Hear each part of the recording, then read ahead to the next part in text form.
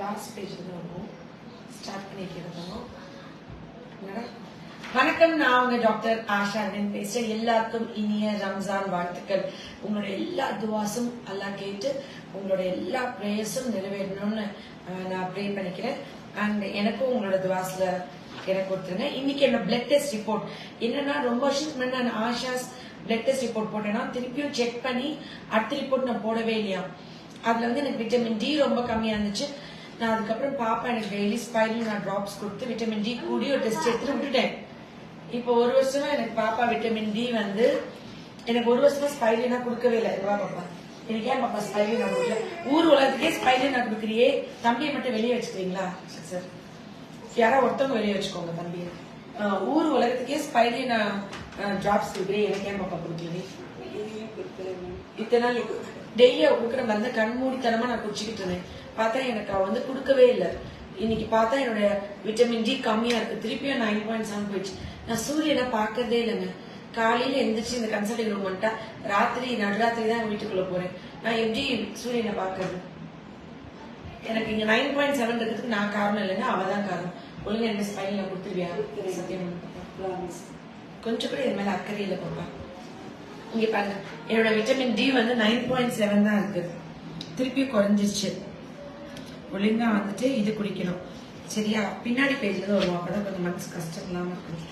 இது உள்ள சாதாரண பிளட் ஒர்க் தான். முதல்ல வந்து இது என்னதுன்னா சுகர். என்னோட HbA1c வந்துட்டு 4.9 இருக்கு. என்னுடைய ஆவரேஜ் பிளட் சுகர் வந்து 94 இருக்கு. இதுல நான் ஒரு சீக்கிரம் சொல்லிடுறேன்.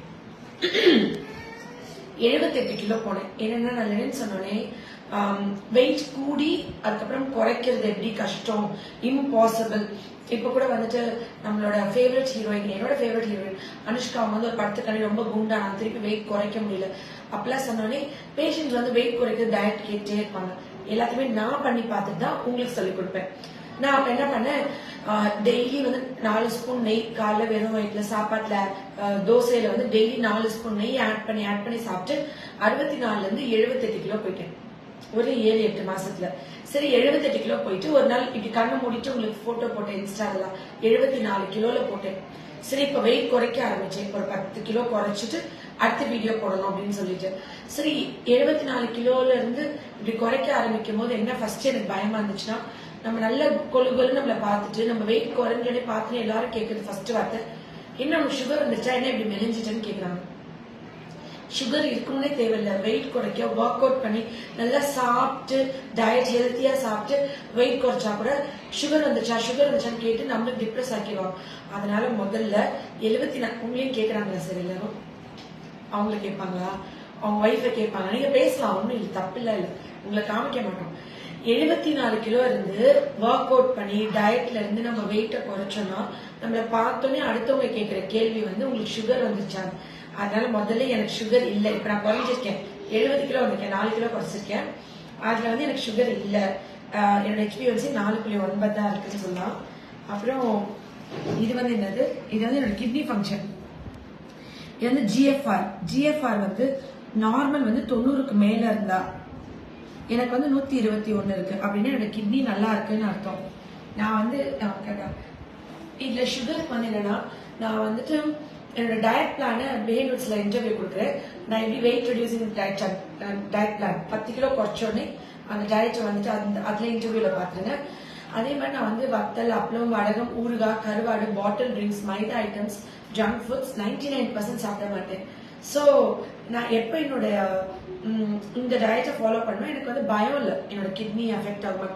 நிறைய ஊறுகாய், அப்பளம், வத்தல், வடகம் சாப்பிட்டா கிட்னி பாதிக்கும். அதனால எனக்கு அந்த பயம் இல்லை. இது என்னோட கிட்னியோட பிளட் டெஸ்ட் ரிப்போர்ட். எல்லாமே நல்லா இருக்கு. யூரியா, கிரியேட்டினைன் ஓகே தான், ஸோ பயப்பட வேணாம். அடுத்து வந்து என்னோட தைராய்டு ரிப்போர்ட். எனக்கு தைராய்டுலாம் நார்மல் தான், ஒன்றும் அதுவும் பயப்பட தேவையில்லை. அப்புறம் வந்துட்டு இது வந்து என்னோட லிவர் ரிப்போர்ட்டு. இதுல எனக்கு இது மட்டும் கொஞ்சம் கூட இருந்துச்சு பார்த்தேன். SGPT மட்டும் 43 இருக்கு. புரோட்டீன் வந்து நல்லா தான் ஓவர் புரோட்டீன் சாப்பிட்றேன். டெய்லி மீன்.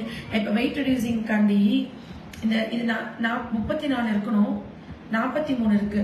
என்ன பிரச்சனைனா நான் வந்து வயிறு தொப்பை பெருசா இருந்ததுல தொப்பை குறைக்கும்போது லிவரை கிளென்ஸ் பண்ணிட்டு இருந்தேன். நான் கிட்டத்தட்ட 2 மாசமா ரெகுலரா ஹோமியோல இருக்கிற லிவர் கிளென்சர் சாப்பிட்டுட்டு இருக்கேன். சாப்பிட்டு நல்லா தொப்பை குறைஞ்சிருக்கு பாத்தீங்களா.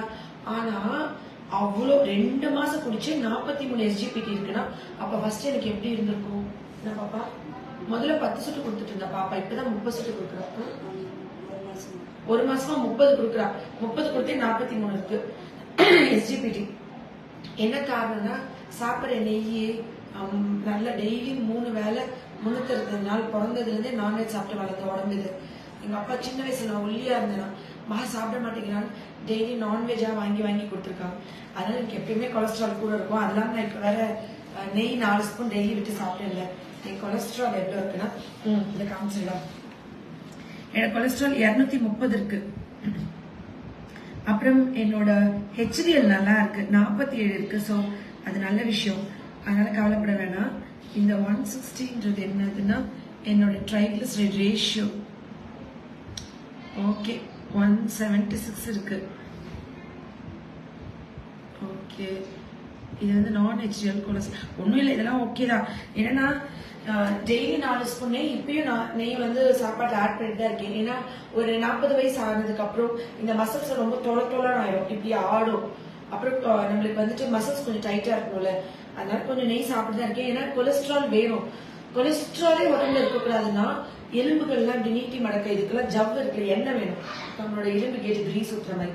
இந்த 230 இப்பதான் ஒர்க் அவுட் பண்றேன். டெய்லி 1/2 மணி நேரம் சின்சியரா ஒர்க் அவுட் பண்ணிட்டு இருக்கேன். ஸோ இது குறைஞ்சிரும். இது வந்து மேக்ஸிமம் லாஸ்ட் மந்த் நான் ஒர்க் அவுட் பண்றதுக்கு ஒரு 2 மாசமா நீங்க செக் பண்ணீங்கன்னா என்னோட கொலஸ்ட்ரால் கண்டிப்பா 300க்கு மேல இருந்திருக்கும். ஆனா இப்ப நார்மலா இருக்கிறது.